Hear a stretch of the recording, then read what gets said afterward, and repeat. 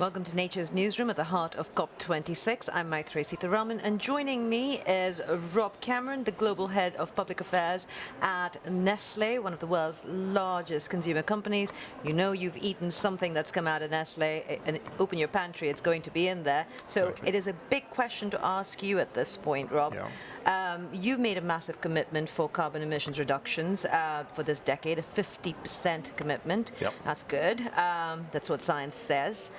What do you make of the announcements that you've heard up until now at COP in terms of pledges, but the actionability of those? Yeah. Well, I think, firstly, thank you for having me on. I think this week has already been interesting because we came into this COP and there was a lot of negativity around it, but I felt like earlier this week we saw some pretty big announcements, and particularly on Monday with the announcements. We heard from India with their pledge for, okay, so it's 2070, but it's a pledge more than we had before from India, and that was a step in the right direction. And I thought Monday was really interesting, and then Tuesday was even more so with the various announcements that we heard around forests.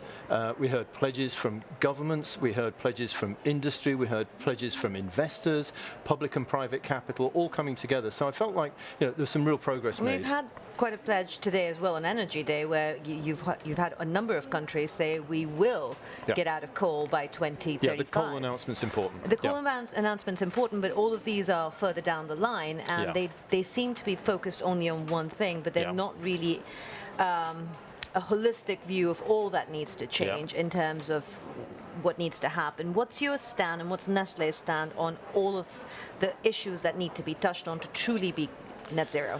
Okay, so there's been a lot of talk, obviously, about the Paris Agreement and this idea of being net zero by 2050. I mean, that's keep 1.5 alive, and the idea is that the entire world will be net zero by 2050. Now, we're also hearing a lot about it being a code red for humanity. So the time horizon that matters, in our eyes, is yes, we need that long-term aim, but the time horizon that matters most is right now. This is the moment, this is when we have to have the action. It's the next 5 to 10 years that matters most. So it's action, not just those long-term commitments that's needed. And that's why Nestlé's been really clear. We're already on the path of emissions reduction. We've had peak emissions already. Yes, we've got a net zero target for 2050, but it's 20% reductions by 2025, 50% by 2030. We're also, this begins with greening our operations. So, for example, renewable electricity, we will be 100% across all of our sites by 2025. We're already well on the pathway to achieving that. And we're also investing today in sparking regenerative agriculture. Because Nestlé's a food and beverage company, so we totally depend upon agriculture for all of the ingredients. Yep. It's nature, exactly. And I think one of the things that we kind of lose touch a little bit, but we talk about energy today as the subject for the COP today is energy, right? But the agricultural system is responsible for some 25 to 30% of global emissions, and it's the case for us. In fact, in our case, 2/3 of our emissions are coming from agriculture. So what we want to do is turn agriculture from a cause of the problem to a source of the solution. This thing that we hear a lot about around nature-based solutions, it really matters, because if we don't do that, if we don't invest in nature-based solutions in agriculture, we won't be able to make the ground up to achieve our targets. How do you then tie that back to the fact that Nestlé, just a couple of days ago, made number 4 on the world's biggest polluters list for 2021. Mm-hmm. It came down to your packaging and your plastics. Plastics take energy to produce. What is going to be done to convince your consumers, stakeholders around the world, youth activists, pretty much everyone on this planet, that this is not greenwashing, you're actually serious about what you say? Yeah.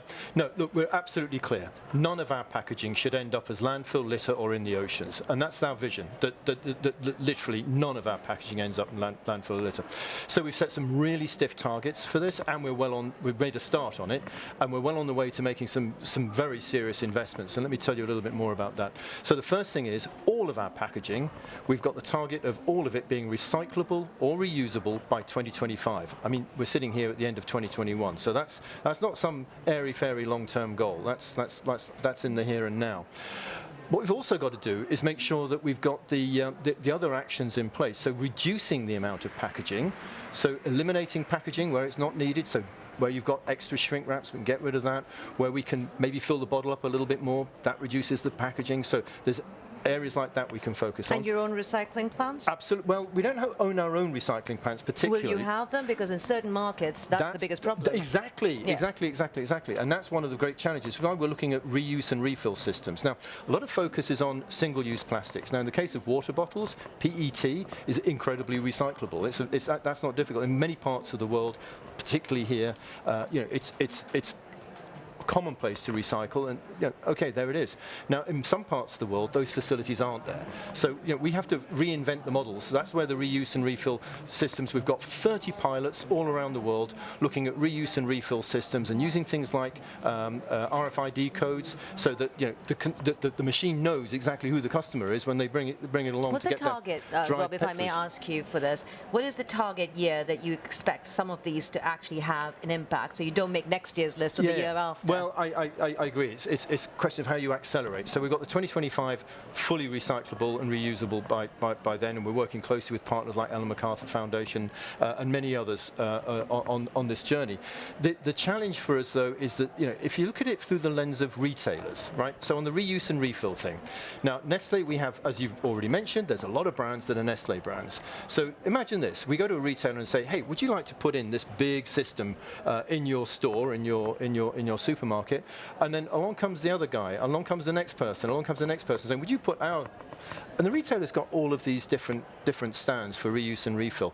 And that's not what retailers want. What retailers want is for some commonality. So we absolutely need to do this in collaboration with our industry partners in order to make this system change that we need to get reuse and refill going, which is why we're piloting in so many locations around the world. You've also highlighted that the world is not an homogeneous place. It's different locations with different needs. So that's why the pilots are taking place across so many locations. Rob, you also have targets for deforestation. Where are we at on that, and how quickly do you think you can meet them? Yeah, so we set a target 10 years ago that we would be deforestation free across our top 5 commodities by 2020. And we've got so close to the line, so close to the line. The reason why we didn't go over the line was that we're on 80-90%, but to get over the line, we would have had to concentrate all of our buying from a handful of small suppliers. And what we didn't want to do is disadvantage the smaller producers that are in the system. So we're working with those smaller producers, and we will be 100% deforestation free in those commodities by the end of this year. And we will be deforestation free in cocoa and in coffee by 2025. So and we're also doing some great work working with communities with something that we now call our Forest+Positive strategy. And that, I love it because it's not about stopping something, end deforestation, it's about being for something, for the forest communities, with the forest communities, by the people that are in the forest communities, and taking account of their human rights and their right to decent livelihoods. Well, climate justice is close to what I can describe that as. Rob, thank you very much for your time. Thank you so much. Yeah.